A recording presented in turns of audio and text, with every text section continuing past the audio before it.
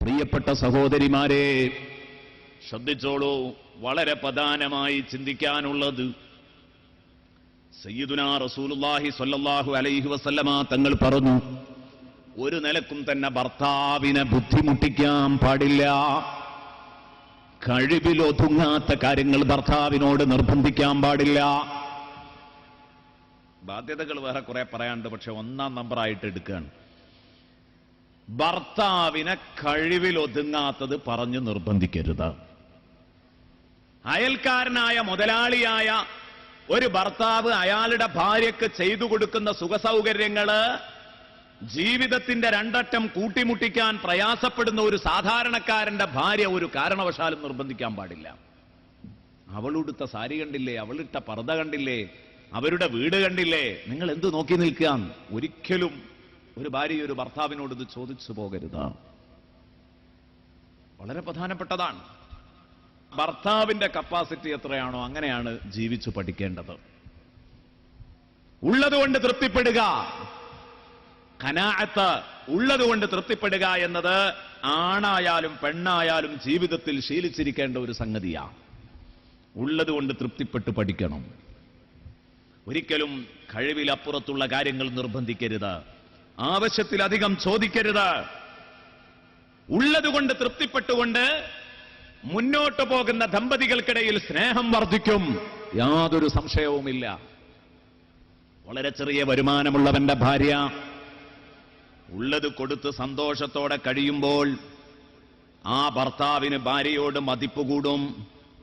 ഒരു ലെവൽ, അതാണ് ജീവിതത്തിനുള്ളതെങ്കിൽ അതെന്നും നിലനിൽക്കും.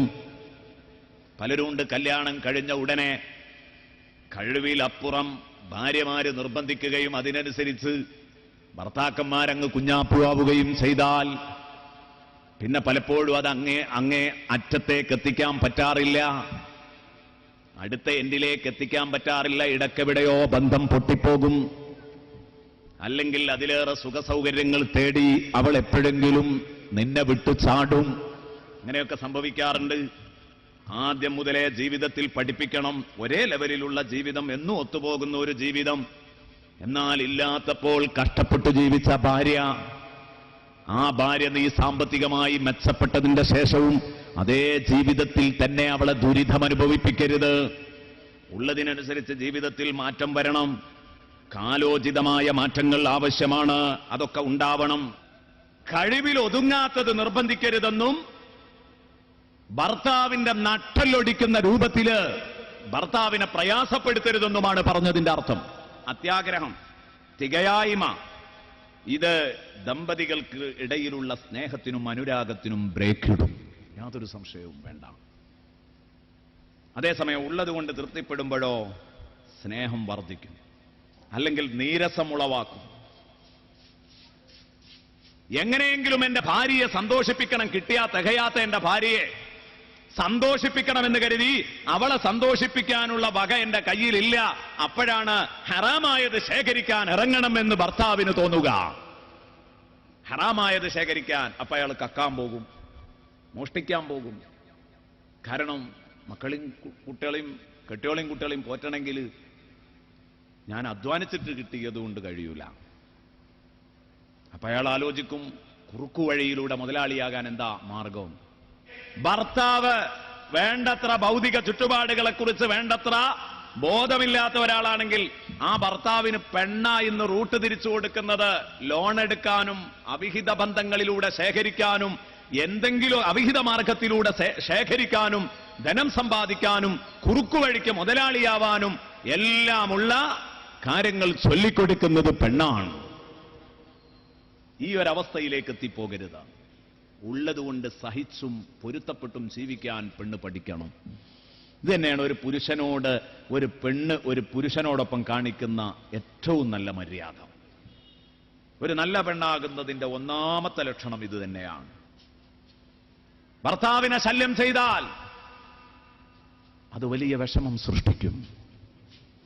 എപ്പോഴും ഭർത്താവിനെ കുറഞ്ഞൊരു പ്രയാസം, ക്ഷീണം ഉണ്ടെങ്കിൽ ആ ക്ഷീണത്തിൽ ഒരിക്കലും പ്രിയപ്പെട്ട സഹോദരി നീ അക്ഷമയാകരുത്.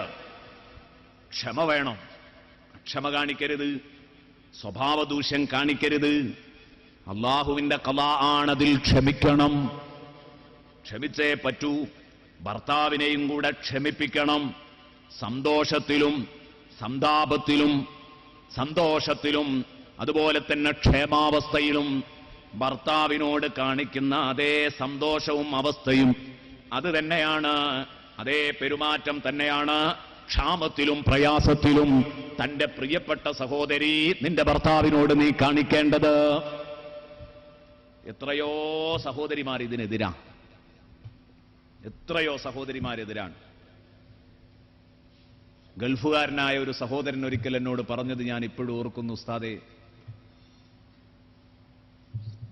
ഒരു 55-56 വയസ്സുവരെ ഞാൻ ഗൾഫിൽ നിന്നു.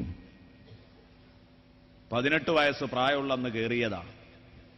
കുറച്ചു കഴിഞ്ഞ് കല്യാണവും കഴിച്ചു. പിന്നെ 50-56 വയസ്സുവരെ ഞാൻ ഗൾഫിൽ നിന്നു. ഞാനൊരു കറവ പശുവായിട്ട് ജീവിച്ചു. ഉള്ള അന്ന് കുടുംബങ്ങൾക്ക് എല്ലാവർക്കും താല്പര്യം, ഭാര്യന്റെ കുടുംബക്കാർക്കും എന്റെ കുടുംബക്കാർക്കും ഒക്കെ സന്തോഷം. എന്തിനധികം ആ സന്തോഷം ഞാൻ 19-56 വയസ്സ് പ്രായമായപ്പോ എക്സിറ്റ് അടിച്ച് നാട്ടിൽ വന്നപ്പം പിന്നീട് എനിക്ക് കിട്ടുന്നില്ല. കുടുംബങ്ങൾ എന്നെ ഉപേക്ഷിച്ചു. എന്റെ കുടുംബം ആദ്യം ഉപേക്ഷിച്ചു. ഭാര്യയുടെ കുടുംബങ്ങൾ പതുക്കെ പതുക്കെ അകന്നു. എന്തിനധികം ഉസ്താദേ, ഇന്നെന്നെ എന്റെ കെട്ടോൾക്കും വേണ്ടാത്ത അവസ്ഥയാണ്. അതാണ് ചോരയുണ്ടാകുമ്പോഴേ അത് ഊറ്റിക്കുടിക്കാൻ ചോരയട്ടകൾ ഉണ്ടാകൂ എന്നതൊരു സത്യമാണ്. ചോര തീർന്നാൽ പിന്നെ വേണ്ട. ഈ ഒരവസ്ഥ ഉണ്ടാകരുത്. സഹോദരിമാരെ, ഭർത്താവിന് കുറച്ച് ക്ഷീണം വരുന്നു, പ്രയാസം വരുന്നു, സന്തോഷവും സന്താപവും ഇതൊക്കെ ജീവിതത്തിൽ മാറി മാറി വരുന്ന സംഗതികളാണ്. എന്നും ഒരുപോലെ നിൽക്കൂല മനുഷ്യൻ. രണ്ടുണ്ടാവും. ഒന്നും ഇല്ലാത്തവർക്ക് കാശ് ഉണ്ടാവും ചെയ്യും. എല്ലാ സൗകര്യങ്ങളുടെയും മുകളിൽ പറന്ന് നടന്നു ജീവിച്ചവർക്ക് എല്ലാ സൗകര്യവും നഷ്ടപ്പെട്ട് കുത്തുപാളയെടുക്കേണ്ട ഗതികേടും വരും. രണ്ട് ഘട്ടത്തിലും സന്തോഷപൂർവവും ക്ഷമയോടുകൂടെയും ജീവിക്കാൻ നമ്മൾ പഠിക്കണം. ഒരിക്കലും ഭർത്താവ് ക്ഷീണിക്കുമ്പോ ഭർത്താവിനെ കൂടുതൽ പ്രയാസപ്പെടുത്തുന്ന, ബുദ്ധിമുട്ടിക്കുന്ന ഒരവസ്ഥ ഉണ്ടാക്കാൻ പാടില്ല. അള്ളാഹു നമ്മുടെയൊക്കെ കുടുംബിനികൾ അള്ളാഹു നന്നാക്കി തരട്ടെ. കല്യാണം കഴിക്കാത്തവർക്ക് അള്ളാഹു നല്ല കുടുംബത്തെ അള്ളാഹു അവർക്ക് എത്തിച്ചു കൊടുക്കട്ടെ. ആണിനും പെണ്ണിനും നല്ല ഇണകൾ അള്ളാഹു റബ്ബുൽ ഇസ്സത്ത് പ്രദാനം ചെയ്യട്ടെ. ആമീൻ എന്ന് നമുക്ക് ദുആ ചെയ്യാം.